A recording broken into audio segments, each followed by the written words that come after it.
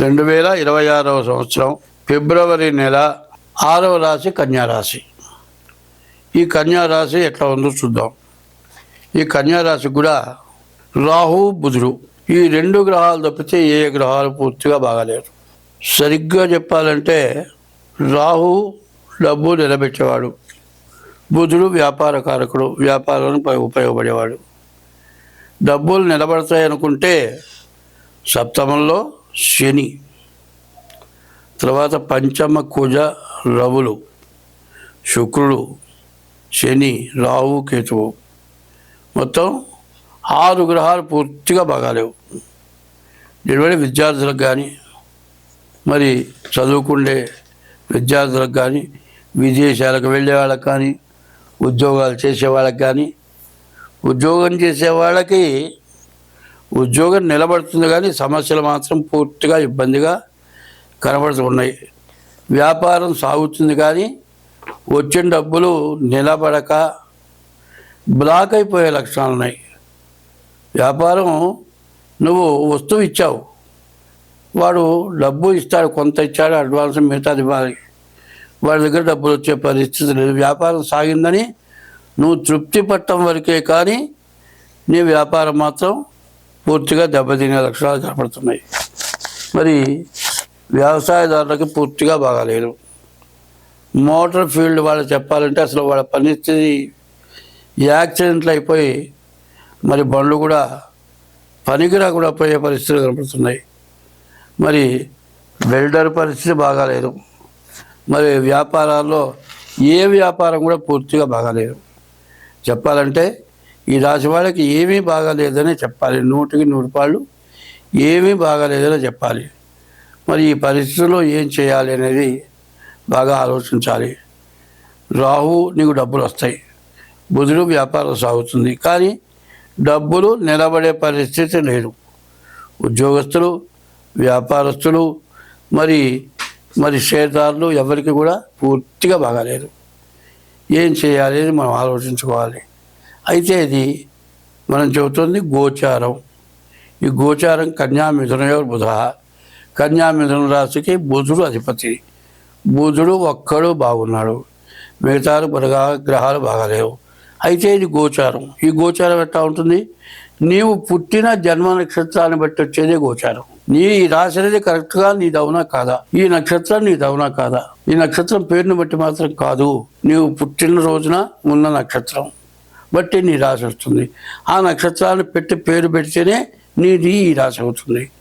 కాబట్టి చాలామంది ఏం చేస్తున్నారంటే, అంటే మా వాళ్ళు పెద్ద పేరు పెట్టారు కానీ నాకు డేట్ ఆఫ్ బర్త్ లేదు అంటే దాంతో సరిపోదు, దాంతో నీకు జరగదు. ఎందుకంటే పుట్టిన పేరు వాళ్ళు పెట్టారు, నేనేం చేస్తానంటే నువ్వేం చేసినా ఏం చేయకపోయినా నీ పరిస్థితి ఏంటో నువ్వు చెప్పిన దాని ప్రకారం జరగదు. కాబట్టి దీన్ని ఏం చేయాలి? హస్త సాముద్రిక ద్వారా మీ జాతకం చూసుకోవాలి. 3 సంవత్సరాలకు ఒక్కోసారి రేఖలు మారుతూ ఉంటాయి. దాన్ని బట్టి నీ పూర్తి జాతకం కావాలి అంటే హస్త సాముద్రిక ద్వారా, నీ పిల్లల డేట్ ఆఫ్ బర్త్ ద్వారా జాతకం చూసుకుంటే మంచిది. పిల్లవాడు ఉన్నాడండి, నేల బావి, వాడు ఆ బావి దగ్గర పోకుండానే చూస్తాం. దగ్గరే పోయినాడు ఒరే బావిలో పడతావురా చచ్చిపోతావురా అంటావు. నువ్వు బావిలో పడితే చచ్చిపోతావనే సంగతి నీకు తెలుసు కానీ ఆ పిల్లవాడికి తెలియదుగా. బావిలో పడితే చచ్చిపోతావన్న సంగతి వాడికి తెలియదు. అదే రకంగా నీ జాతకరీత్యా బాగుండలేదు అనేది నాకు తెలుస్తుంది. బావిలో పడకుండా కాపాడుకోవటం మంచిదా, బావిలో పడిన తర్వాత ఆలోచించడం మంచిదా? అటువంటి పరిస్థితి రాకుండా ఉండాలి అంటే ఏ పొరపాటు జరగకుండా ఉండాలి. ఈ రాశి వాళ్ళు వాళ్ళ చేత్తో ఎవరికైనా అప్పిస్తే తిరిగి రాదు. బ్యాంకు లోన్లు ఎట్లా అంటే ఇండస్ట్రీస్కి లోన్లు తీసుకుంటారు, లేదు ఏం చేస్తారు, జాయింట్ వ్యాపారం అంటారు. ఎవరు నీకు వ్యాపారం బాగా తెలుసు, ఏదో ఇండస్ట్రీ వ్యాపారం తెలుసు, నీవేం రూపాయి పెట్టద్దు, మన ఇద్దరం జాయింట్ అని చెబుతాను. లోనుకు మాత్రం నువ్వు సంతకం పెట్టు, లోన్కి హామీ నేనే పెడతానంటాడు. వీడేం చేస్తాడు, హామీనేమో నిన్ను పెడతాడు, వాడు ఆస్తి మాత్రం పెట్టాడు. చివరికి ఏం చేస్తాడు, క్యాష్ తీసుకుంటాడు, పదాలా వెళ్ళిపోతాడు. చివరికి వచ్చేప్పుడు హామీ పెట్టింది ఎవరు? నువ్వు. నిన్ను పట్టుకుంటారు. నీ ఆస్తులు అమ్మినా నిన్నమ్మినా కూడా ఆ లోను బాకీ తీరదు. చివరికి నీ ఆస్తులు అమ్ముకొని కూర్చొని తిన్నా కూడా జరిగేటువంటి పరిస్థితిని పోగొట్టుకొని ఆస్తులు మొత్తం పోగొట్టుకొని జైలు పాలయ్యి ఉద్యోగం పోగొట్టుకొని ఇట్లా ఇబ్బందులు పడుతూ ఉన్నారు. కాబట్టి ఇట్లాంటి ఇబ్బందులు పడటము మేము కొన్ని కళ్ళతో చూస్తున్నాం. కాబట్టి నేను చెప్పబోయేది ఏంటంటే ఈ రాశివాళ్ళు ముందుగా జాగ్రత్త పడండి. దీనివల్ల వచ్చిన నష్టం అంటూ ఏమీ లేదు. కాకపోతే కొద్దిగా జాతకం చెప్పిన వాళ్ళకి కొద్దిగా ఖర్చు అవుతుంది. జాతకం చెప్పిన తర్వాత ఏదైనా దోషాలుంటే ఆ దోషాలకు ఏదైనా చేస్తే కొంత ఖర్చు అవుతుంది. కానీ శాంతం నష్టపడిపోయే పరిస్థితి వస్తుంది. ప్రతి వ్యక్తికి కూడా చేసిన పాపం వల్ల చాలా ఇబ్బందులు వస్తూ ఉంటాయి.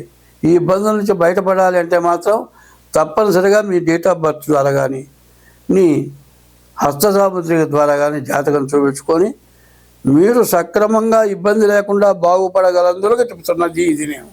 కాబట్టి ఈ రాశివాళ్ళ పరిస్థితి ఏమిటాయని ఆలోచిస్తే విద్యార్థుల పరిస్థితి బాగాలేదు, మరి ఉద్యోగస్తుల పరిస్థితి కూడా పూర్తిగా బాగాలేదు. మరి ఇంకా చెప్పాలంటే వ్యాపారం, వైద్యులకి కానీ మరి వ్యవసాయదారులకు కానీ కొద్దిగా వ్యాపారస్తులకే కొంతవరకు బాగుంది. ఆ వ్యాపారస్తులు వ్యాపారం సాగింది కదా అని సంతోషపడాల్సిన పరిస్థితి లేదు. కళాకారులు చూద్దామా, కళాకారులకు కూడా పూర్తిగా బాగాలేదు. ఈ కళాకారులే కాదండి, మరి ఈ ఫోటోగ్రాఫర్స్ కానివ్వండి, వీడియోగ్రాఫర్స్ కానివ్వండి, మీడియా వాళ్ళు కానీ వీళ్ళెవరికి కూడా పూర్తిగా బాగాలేదు. కాబట్టి ఈ ఫిబ్రవరి నెలలో మరి ఇది ఆస్తులు ఏదైనా స్వాధీనం అయిపోయి ఈ ఆస్తులు చేతికి రాక ఎన్నాళ్ళ నుంచో కోర్టులో దావా జరిగి వాళ్ళు బాగా డబ్బు గల వాళ్ళై బలం గల వాళ్ళై కోర్టులో వాళ్ళు తప్పైనా కూడా వాళ్ళు తప్పు కాకుండా చూసుకొని మీకు ఆస్తులు స్వాధీనం కాకుండా ఇబ్బంది పడి ఉంటే ఇప్పుడు మాత్రం మీ ఆస్తులు స్వాధీనం కావడానికి అవకాశం ఉంది. వ్యాపారం చేస్తే ఆదాయం వస్తుంది కానీ అది బ్లాక్ అయిపోయే పరిస్థితులు ఉన్నాయి. వీటి నుంచి మీరు బయటపడాలి అనేటట్లయితే ముందుగా డేట్ ఆఫ్ బర్త్ ద్వారా జాతకం చూపించుకోవటం, చాలా జాగ్రత్త పడటం, ఇష్టదైవాన్ని పూజించడం ఇది చాలా అవసరం. స్వస్తి.